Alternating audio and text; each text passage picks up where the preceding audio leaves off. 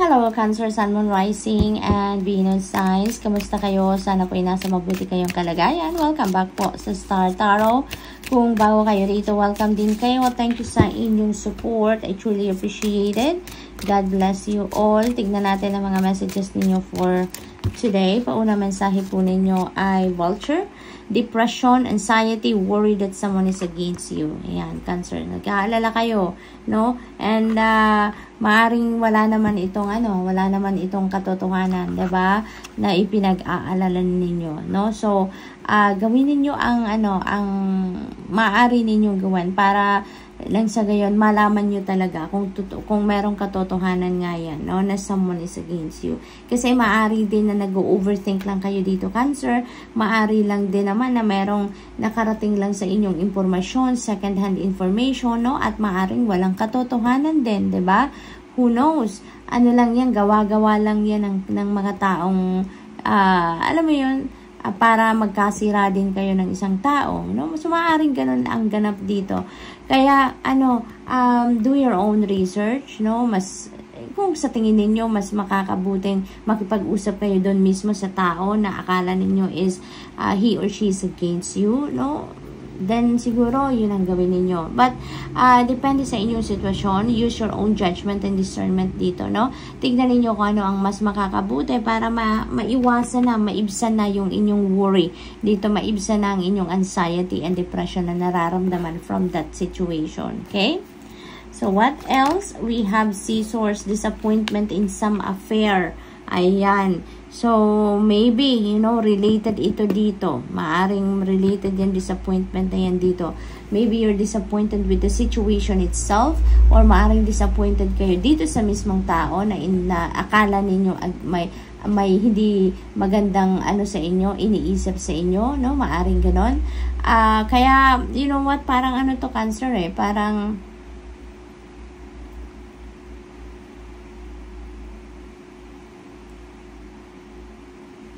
siguro talaga may hindi magandang pagkakaintindihan sa inyo.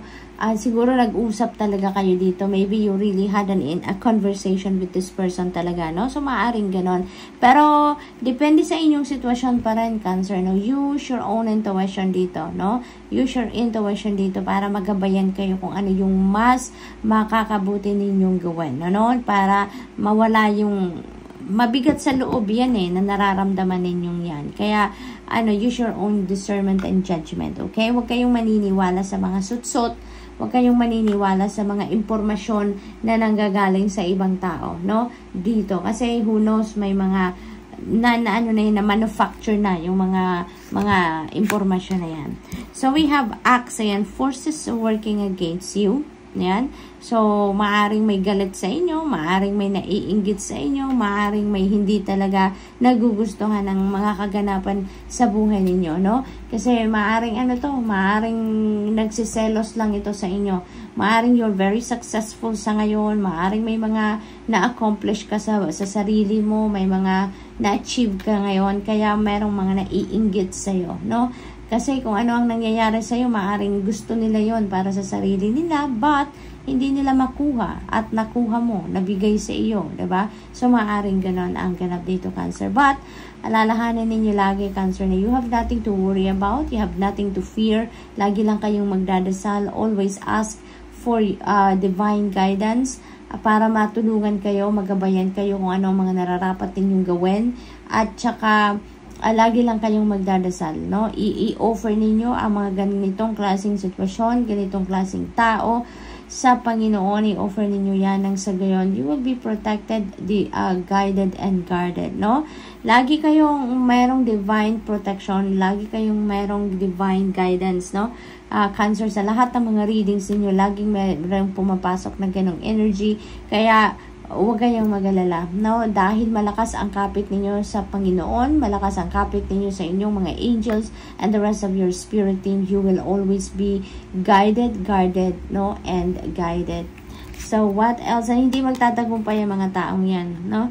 Someone trying to come between you and a friend or something that you want, yan. So, maaring iisa lang to, no? Maaring isang tao lang ito.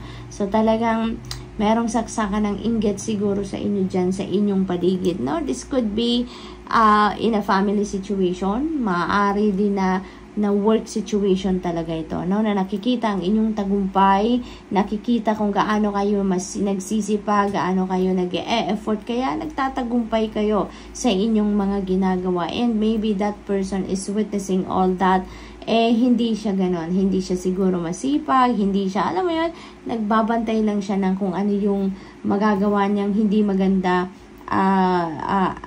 sa ibang tao. So maaring ganon ang ganap dito ng ibang tao, no, sa paligid ninyo. Kaya nako, pagdadasal ninyo yan, Cancer. And also always call in the protection, no? Always call in Archangel Michael to protect you and keep you safe, lalo na sa mga ganitong sitwasyon, no? To keep you safe, no, and protected from negative people, negative situations, negative energies around you, no? Tawagin ninyo lagi si Archangel Michael to protect you. So what else? Lightning, control your anger or you will be sorry, Cancer. Ayan. So most likely, alam na ninyo kung sino ang taong ito, no? Alam ninyo siguro kung sino yung may hindi magandang iniisip against you, no?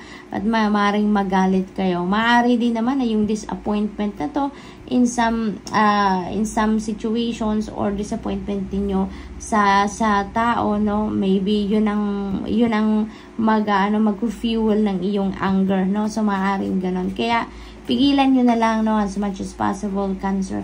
Control your anger, control your emotions dito, no? Buntong hininga kapag galit na tayo, 'di ba? Yung pagbubuntong hininga natin really helps, no? Step back a little, no, sa kung ano man ang sitwasyon na yan na sa tingin ninyo ikakagalit ninyo, at huminga kayo, no? Take a breather from that, dahil yan ang makakapagpakalma sa inyo, and get back to it, no? Once na nakalma na kayo, nang sa gayon walang stress din sa inyo, no? Always think of your well-being din, no? Mai-stress lang kayo kapag magagalit kayo. So what else? We have success. Ayan, napakaganda. Kaya pala kayo may mga naiinggit talaga sa inyo because you are very successful, Cancer. Dami-dami nyo ng achievement, accomplishment sa buhay sa ngayon. Kaya kinaiinggitan talaga kayo. Huwag na ninyong pansinin yan, mga inggitero at inggitera sa paligid ninyo, no? Offer them to God and just continue doing what you are doing, diba? Pagbutihin lang ninyo ang inyong ginagawa. Focus on what you are doing, no? At wag na ninyong pansinin yon dahil hindi naman sila makakatulong sa iyo, diba? Lalo pat ngayon, meron na naman kayong tagumpay na makakamit. Ayan, asahan na ninyo na mas marami pang maiinggit sa inyo. Pagbutihin nyo lang inyong ginagawa. Just focus, no, on your successes. Focus on your job, on your work, sa inyong mga kailangan asikasuhin, no? Wag na ninyong pansinin ang mga yan, ano? Magdadasal na lang kayo lagi, no? Para lagi kayong nasa safety, no? So, Cancer, good luck. And that's all I have for you for today. I hope nakatulong ang mga mensaheng ito in some way. Thank you for watching. Love and light. Namaste. Hello, Scorpio, Sun, Moon, Rising, and Venus signs. Kamusta kayo? Sana po'y nasa mabuti kayong kalagayan. Welcome back po sa Star Tarot. Kung bago kayo dito, welcome din kayo. Thank you sa inyong support. I truly appreciate it. God bless you all. Tignan natin po kung ano ang mga mensahe para sa inyo ngayon, Scorpio. Paano mensahe ninyo ay Dagger, Fear, Worries, Tense Situations. Ayan, so maaaring ito ang sitwasyon ng iba sa inyo sa ngayon, no, Scorpio. Maari din naman na hindi. This is not going to resonate with everyone. So, just take as it resonates po. So, may mga takot siguro, may pinag-aalala kayo, no, na sitwasyon dito. Maaring this is family situation, that could be a work situation din, no. Maaari din na meron ditong relationship situation, no. Maaring tensionado kayo between you and your person. Maaring ganon ang sitwasyon. So, what else? We have horse, short journey, may biyahe. Ang iba sa inyo dito is Scorpio. Maaring may pupuntahan lang kayong saglit dito. Maari lang din na may bibisitahin kayo. Maari lang din na meron lang kayong kukonsultahin, no? Or maaring this is ano lang, talagang bumabiyahe din talaga kayo sa inyong mga papuntang trabaho, maaring ganon din ang sitwasyon dyan. So, we also have mountain road. You are on the road to success. Wow, napakaganda, diba? Kaya wag na kayong mag-worry, no? Wag kayong matensyon na, wag na kayong mag-alala. At focus na lang kayo dito sa mga gandang ganap sa buhay ninyo. Lalo-lalo na ngayon na you are on the road to success. Malapit na kayong magtagumpay sa kung ano man ang inyong ginagawa. That could be yun ang pinag-e-effortan ninyo, that could be related sa inyong trabaho, sa inyong career, sa inyong negosyo, sa inyong relationship. It could be anything, no, na pinagsisikapan ninyo ngayon, no. Malapit na kayong magtagumpay dyan. You are claiming your victory very soon, no. Malapit na, parang isang kembot na lang, oh. Ang lapit na, lapit-lapit nyo na sa tuktok ng tagumpay dito, Scorpio. Kaya focus na lang kayo dyan sa positibong pangyayari. Wag na kayong mag-worry, no? Kasi all is well, Scorpio, all is well. I-offer nyo yan sa Panginoon. Kung ano man yung mga concerns niyo, just offer it to God, offer it to your angels, and they will come to the rescue, no? They're going to take care of your concerns for you, no? So, yun, Scorpio. I-offer nyo yan sa Panginoon kung ano man ang pinag-worryhan ninyo, kung ano man yung ikinatatakot ninyo, no? Para nang sa gayon, gumaan ang inyong pakiramdam. Okay? So, we also have forest, muddled, unclear thinking. So, maaring ito related dito, no? Sa ikinaka-worry ninyo. Naguguluhan kayo. Hindi kayo makapag-desisyon dyan, no? Kasi, kung whatever situation that is, you know, parang umiikot sa isip ninyo. Parang, siguro ang idea ninyo or kung ano man ang naiisip ninyo ngayon, umiikot lang ng umiikot dyan sa situation na yan, no? Yun at yun pa rin ang naiisip ninyo. Yun at yun pa rin ang pumapasok sa isip ninyo. Kaya, ninyo na yan, tanggalin nyo na yan sa isip ninyo, ialay nyo na yan sa Panginoon, no?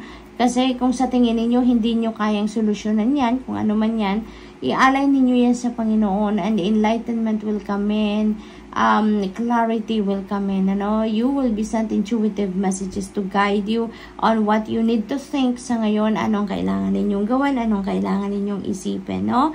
At this time is Scorpio. So, wag na ninyong sarilinin yan, no? Lift it all up to God, okay? So, what else? We have bull. Do not back down from opposition. Show strength and fortitude. Ayan. So, maaring merong mga negative energies around you din dito, no? So, dito sinasabi, do not back down from opposition. Depende rin sa sitwasyon ninyo, Scorpio, no? Use your own judgment and discernment dito and your intuition, of course, para nang sa gayon magawa ninyo kung ano ang dapat, magawa ninyo kung ano ang tama, no?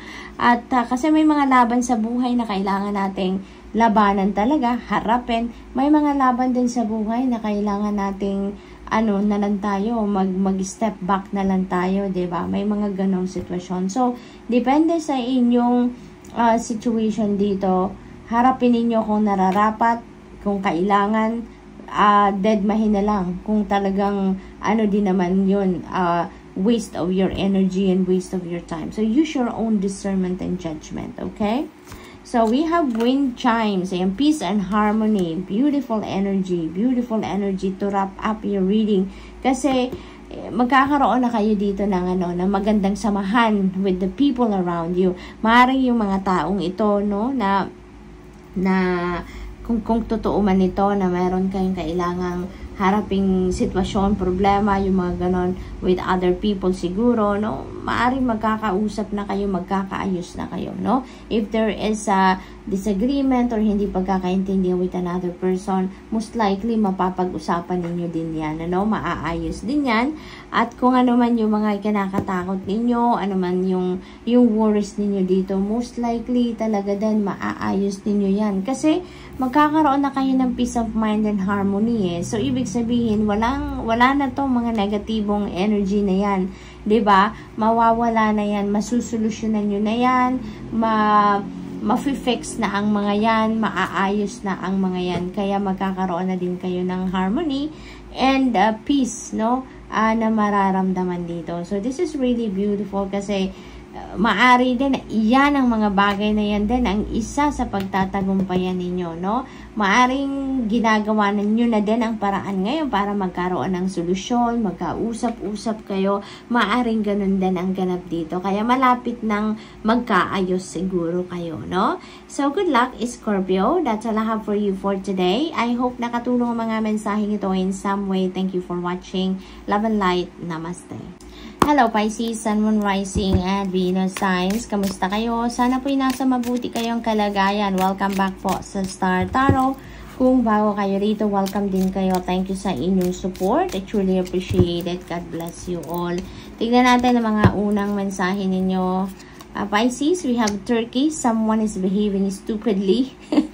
Maaring kapamilya ninyo ito, maaring anak ninyo, person ninyo, maaring ganon.